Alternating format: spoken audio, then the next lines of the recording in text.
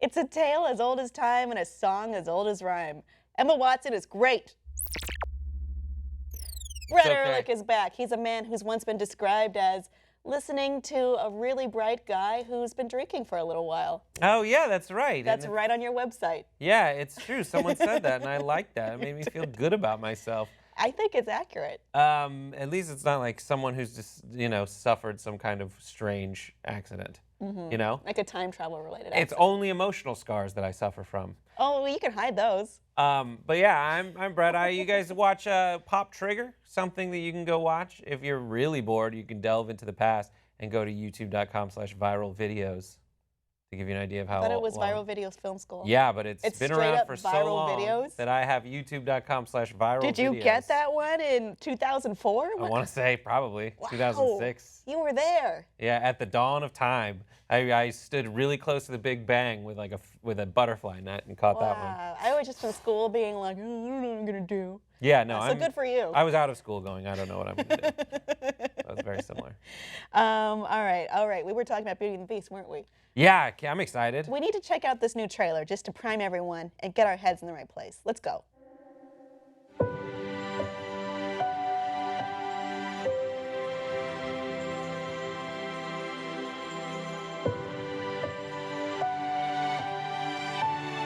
Okay, there's a longer version. We showed that version because that's the most important. It's a grower. It's a shower? Yeah, it's longer. That's just a little peek, a little taste. Yeah. We were talking a little bit, which is, it seems as though Emma Watson is keeping her English accent as Belle. Yes, this is French, right? Because Beauty and the Beast is a French story. I mean, La Belle et la Bête it's French. It's all said in France. I never even thought about that. What? That her name's Belle. It's a Beauty and the Belle and the Beauty. It sounds Beauty and the Beast. I guess they both start with B's in both languages. The bees. Yeah. The bees. Basically, it's like Hump a Monster is what this is called. The movie. Interspecies mating is the best, right? No. Learn to love animals. I mean, right? Stockholm is also another lesson in this. Yeah, it's a Stockholm syndrome. Is not the city. It's the Stockholm syndrome if you were at a zoo in Stockholm. So we were listening to this earlier, and we could hear echoes of some of the other characters. Yes. It seems like the only French character is Lumiere. What and played by a non-French, Ewan McGregor, known Scottishman, self-proclaimed accent expert who's never been able to prove it. Maybe he'll prove it now. I don't know. But it seemed like everyone else is sticking to maybe English. I mean, we haven't heard Kevin Kline, who I believe is American. Kevin Kline, one of the Americans who always sounds a little English. He and Annette Bening have that on lockdown. Josh Gad is LeFou, but LeFou sounded American in the original cartoon as well. Yeah, he was like, Gaston, you gotta pull yourself together. Not now, LeFou. Which is exactly... Disrespected. Yeah, and Gaston was just an American jerk. Yeah, I mean, if you think about it, most of the accents were American. Yeah. Except for Cogsworth and Lumiere and Babette. And Babette. Just objectified feather duster. Yeah. French tickler, really. You could say Lumiere's girlfriend. The maid. The maid, if it were. God, good Lord, you're right. That's so pervy. Yeah. Wait, I'm right? I didn't make that. I gave you that one. I'm sorry. And then Stanley Tucci will be playing a grand piano named Cadenza. Someone said yes off camera, if you didn't hear that. Yeah. Emma Thompson is Mrs. Potts. Gugu Mbatha-Raw as Plumette. I'm sorry. Plumette or Babette? I've seen one both. Of the two. We can't tell. The feather duster maid character. Ian McKellen as Cogsworth. Luke Evans as Gaston. Dan Stevens as the Beast. And of course, Emma Watson as Belle. It's interesting to hear that not so many French accents in this, but then it didn't bother us as children, or at least it didn't bother the two of us. Yeah. That it wasn't French. That was an era where it was just like, it doesn't matter. Mm-hmm. They don't want to stay true. I was more impressed by the state-of-the-art CGI graphics. Yes, we were talking, like, when that first happened and I saw the dance floor when they had Tale as Old as Time, I was like, graphics are never going to get better than this. Ever in my life. Ever.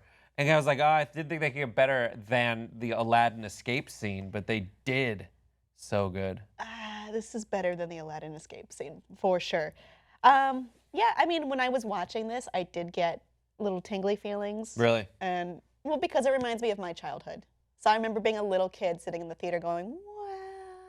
Yeah, for sure. Yeah.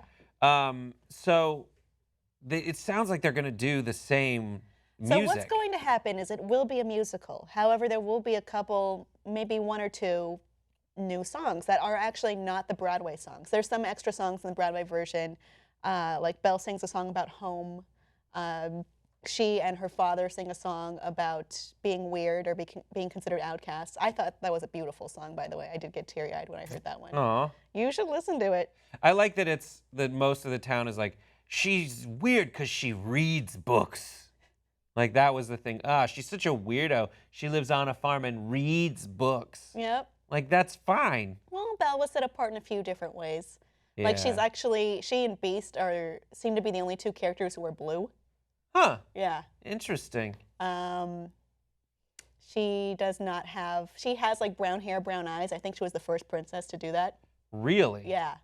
Oh, God, I love Belle. Mhm. I remember being attracted She was to like her. the beginning of a really, not the beginning, but she was one of the first princesses that was really self-actualized and headstrong and did her own thing. And I loved having that example. And I love that Emma Watson is playing this character because she's very much, I think, exemplified that as a person, but also, I mean, she's played Hermione Granger. Who better? Book smart, like kind of ostracized because she's like so into like the learning It's thing. because she's like a teacher's pet. Yeah, that's right. Yeah. But I remember watching the original Beauty and the Beast, and then Belle falls off that horse, and then she has like a little sexy strand of hair come down in front. And I was like, And that was damn. Brett's sexual awakening. It as a really kid. was. That, because it started in Sword in the Stone. I was like attracted to the girl squirrel running around like I don't before. remember this. In Sword in the Stone, he gets turned into a squirrel, and they run around, and there's a little girl squirrel who's like, And I was like, oh, she's this cute little chipmunk. And I was attracted to it, but like at a very fundamental level. And it wasn't until I saw Belle fall off that horse where I was like, I'm going to come over there. And I was like, what is it, 1990 or something? I'm like 8 years old. I'm like, I'm going to go help her. If I find Belle, it's going to happen. What's wrong with that? There's I'm nothing opening wrong up. with that. I'm glad that you feel comfortable enough to tell me about your sexual awakening. Yeah, as a kid. From And a that's how we chipmunk. learned. And that's how we learn. I don't know where mine is. I have to go talk to a therapist or something. Audience, what do you think of the new live-action version of Beauty and the Beast? This is our first taste of what's to come. It's going to be out in 2017, so we have a lot of waiting to do. But I am excited to hear the new songs, see their takes on them, see what voices they end up going with, which direction they end up going. So be our guest and leave some comments below.